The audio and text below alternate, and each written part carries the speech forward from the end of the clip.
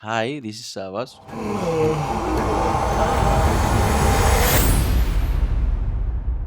How do you advertise a mattress without showing the mattress for almost the entire commercial? You make the audience experience the reason they need it first: exhaustion, pressure, anxiety. That feeling of continuing with your day even when your mind and body are asking you to stop. Watch the complete advertisement first, then I'll take you through how our team used story, performance, cinematography, production design, costume, sound, and visual effects to make the audience feel the need for rest before showing them the product.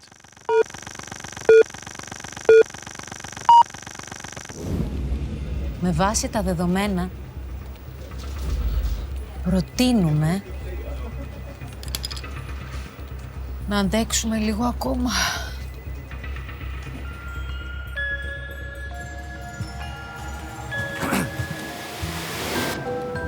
Όλα καλά?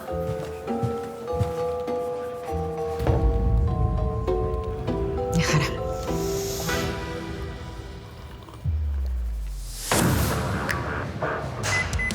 Συνέχισε έτσι και το βράδυ θα κινηθείς όμορφα.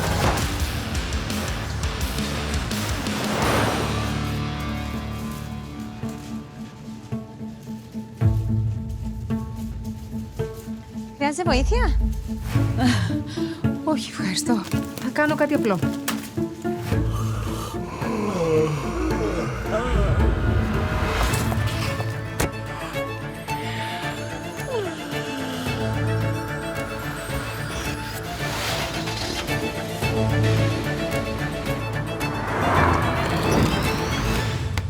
Μαμά, θα μου πεις ένα παραμυθάκι?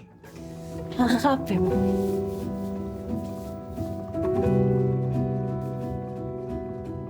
Και τότε ήρθε ο ύπνος. Αθόρυβος με ένα κουτί ονείρων στο χέρι. Και όλα ησύχασαν.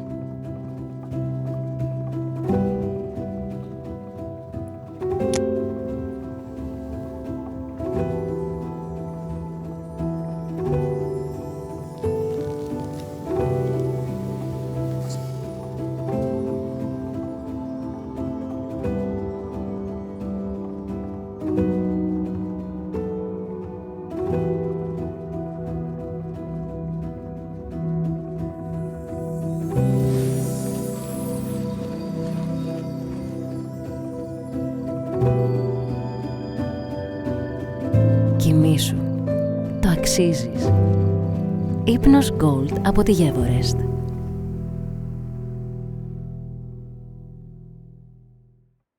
The most important decision was that we didn't want to begin by selling the mattress. We wanted to begin with the human need behind it. Our protagonist, played by Christy Papadopoulou, isn't simply tired. She's experiencing exhaustion, pressure, and anxiety. But she continues moving through her day as though everything is under control. She works, she exercises, she shops, she drives home, she takes care of her child. She keeps functioning. And that was important to me because exhaustion doesn't always look dramatic. Sometimes it looks like a person who appears completely capable but has become very good at ignoring what their body is telling them. The advertisement begins directly on the woman's face. We don't begin with a wide shot of the office. We don't begin with the product. We begin with her experience. Christie had to communicate the character's entire condition through very small details.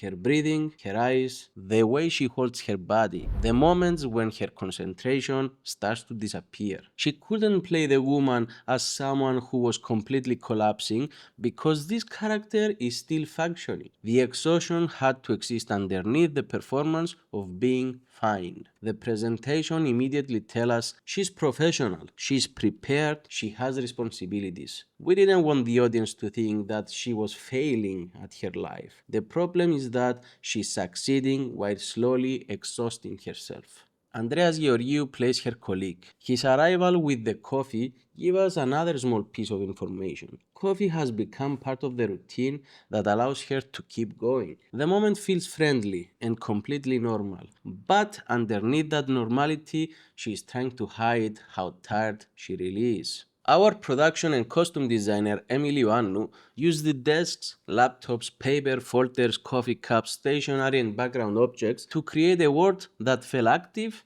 and demanding. The office location was already visually interesting. It had glass, natural textures, plants, and a large tree inside the space. Emily then used the objects inside that environment to make it feel like a real working office rather than just a beautiful location. Production design isn't only about making somewhere look nice. It's about using objects, textures, and space to tell us something. Before the character explains anything, the environment already tells us that her mind is constantly occupied.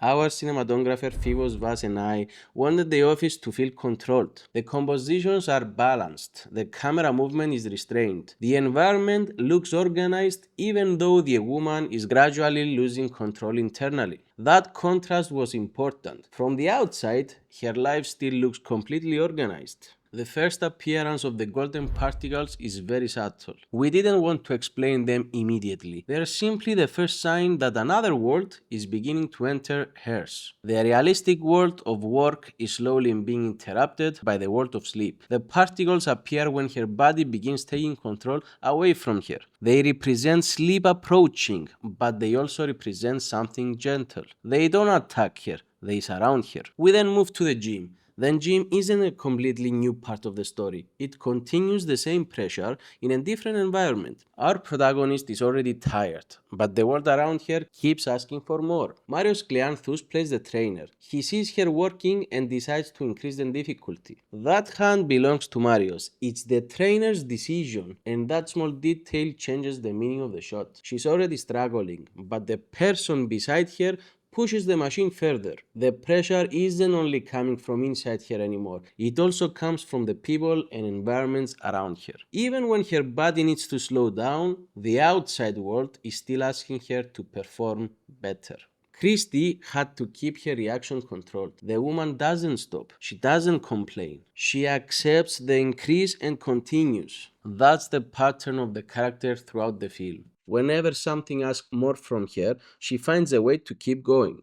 These were my original storyboard pages. And yes, somehow I have both bachelor's and a master's degree in fine arts. Do they look good? No. Do we care? Also no. Why? Because a storyboard doesn't need to be beautiful drawings. It needs to communicate the frame, the movement, and the visual intention.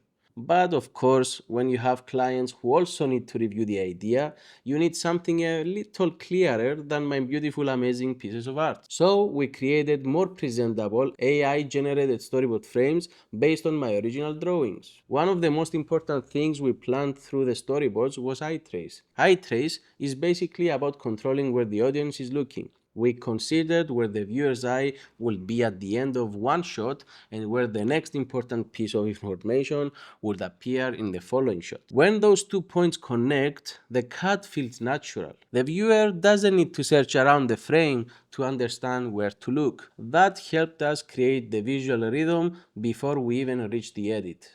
The storyboards also helped us design what we called continuum within the shot and control of movement during production. Instead of depending only on editing to create rhythm, we created rhythm through movement inside the frame. An actor enters, a hand reaches towards an object, the camera follows the movement, the focus shifts from one subject to another, a new piece of information is revealed. Basically, we are creating rhythm inside the shot instead of waiting for the edit to do all the work. Fivos and our first assistant camera Christina Urbangova and our king grip Nicolas Begalidis helped us execute these movements during production. Christina had to control the focus as the audience attention moved between different parts of the composition. Nicolas and the grip team helped us achieve the planned camera movement. The storyboard gave everyone a shared visual language. It didn't restrict the team, it allowed every department to understand the intended rhythm of the scene. The supermarket begins with a low moving shot from the trolley. The camera travels with the woman through the aisle while the shelves surround her. The office and the gym are more controlled environments. The supermarket starts to feel slightly stranger and less stable. Hazi plays the supermarket employee. Her performance gives the scene a brief moment of humor and human interaction. Even making a simple decision about what to buy now requires more energy than the woman has available. The conversation helps the audience recognize how mentally exhausted she has become without forcing her to explaining directly. Then one customer yawns, then another, then another. Our producer Alexander Yonchev, our first assistant director Agustina Papadopoulou, and Savas Ioannidis also stepped into the scene as supermarket customers who helped create the chain of yawns. That's something I love about filmmaking. People may have completely different responsibilities behind the camera, but when the production needs something, everybody contributes. Then golden particles travel from one person to another until the reaction eventually reaches our protagonist. This is where the film begins moving away from realism and further into fantasy. But the idea behind it is completely natural. Everybody needs sleep. No matter how busy we are, how hard we work, or how much we resist, our bodies will eventually remind us. Before the woman leaves her home, Marita Carpetta also joins the sequence with one final yawn. When our protagonist finally yawns, she's no longer only observing exhaustion in other people. She is forced to recognize it within herself. The car creates another kind of pressure.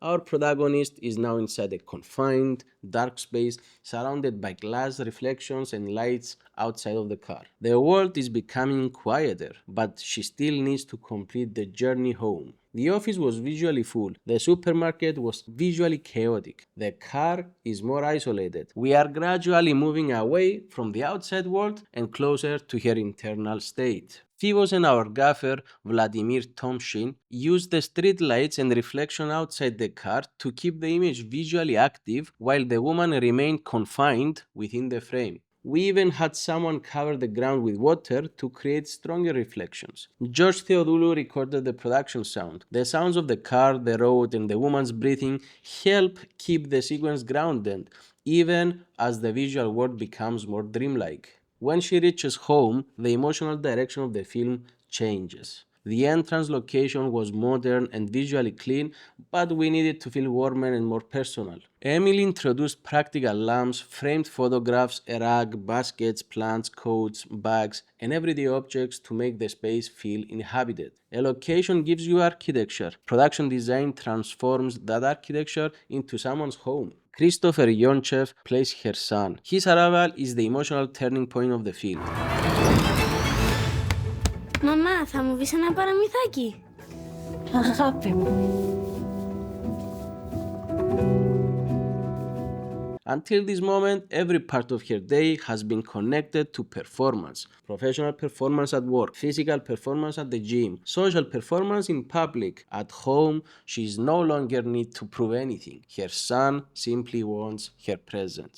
Christopher's energy and innocence immediately affected Christie's performance. Her body softens, her voice changes, the anxiety of the outside world briefly disappears. For the first time in the advertisement, she isn't being asked to achieve something, she is simply being asked to be there. The storybook became the bridge between the realistic world and the fantasy world. At first, it's simply a book she's reading to her son, but the character inside the story visually introduces Ypnos before we physically meet him. Then gold costume, the magical particles, the box, the moon, all these elements prepare the audience for what's coming without directly explaining it. The son accepts sleep naturally. He doesn't fight it, he doesn't feel guilty about it, he simply closes his eyes. Throughout the day, our protagonist has been unable to do what her child does effortlessly. Once the child falls asleep, the room becomes quiet. The woman notices the doorway, and the realistic world finally opens completely into fantasy. For the character of Ypnos, played by Declan Richards,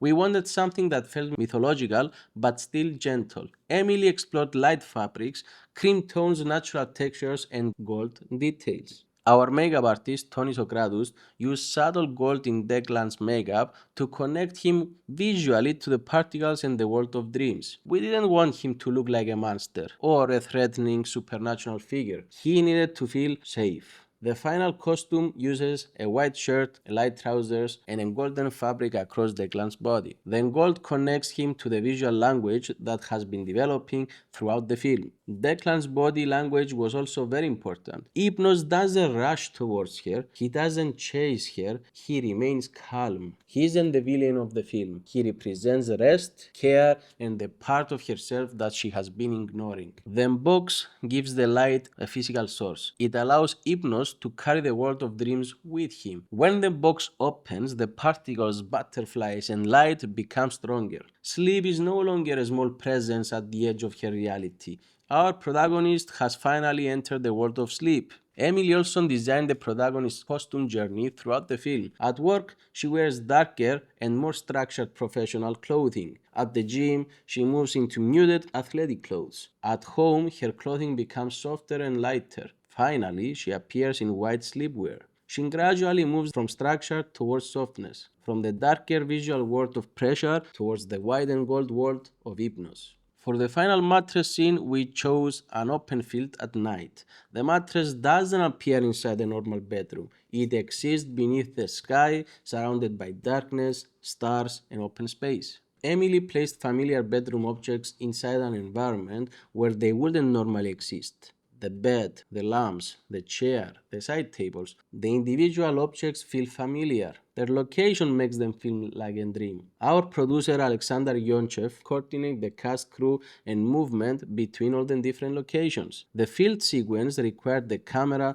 lighting, grip, production design, makeup, and visual effects work to come together within a very limited shooting period. Fivos and Vladimir created the practical lighting around the mattress while preserving the darkness of the landscape. The light needed to make the mattress feel inviting without making the field look artificially illuminated. For the most of the film, our protagonist is surrounded by confined spaces: the desk, the treadmill, the supermarket aisles, the car, the child's bedroom. Only after she accepts sleep does the composition completely open. We finally see the field in an extreme wide shot. The image itself is allowed to breathe. The visual effects were designed to extend what we had already created practically. The particles connect the entire film. At first, they are barely visible. Then they travel through the supermarket. Later, they surround Ypnos. By the final scene, they've transformed the environment completely.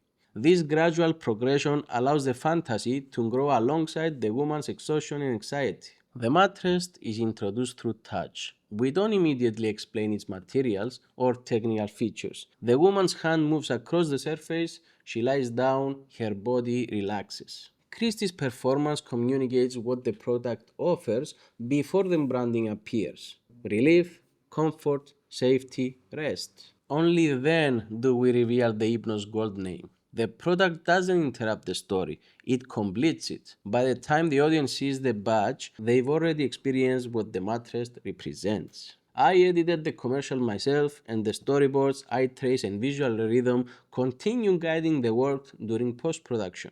The editing didn't need to invent a completely new visual language. It completed the rhythm that the cast and crew had already created during production. Fivos also completed the color grading and visual effects. The color journey moves from the controlled and demanding daytime environments into the warmth of the home and finally into the gold, green, and blue world of the dream. The behind the scene photographs you are watching were captured by Michael Riyashi. His photography allows us to look back at all the work taking place outside the final frame. For me, that's what directing is. It isn't simply choosing beautiful shots, it's deciding what the audience should experience and helping every department work towards that experience. Every one of the contributions from the cast and the crew is visible inside the finished advertisement. And that's why a production like this costs more than a video created by one person. You are not paying only for someone to operate a camera, you are bringing together artists and technicians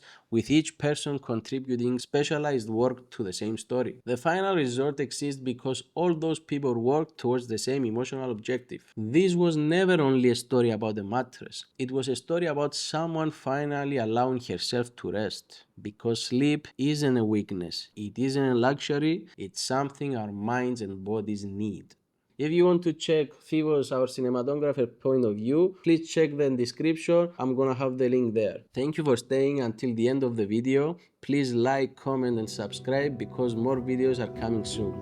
Και τότε ήρθε ο ύπνος, αθόρυβος με ένα κουτί ονείρων στο χέρι. και όλα ησύχασαν.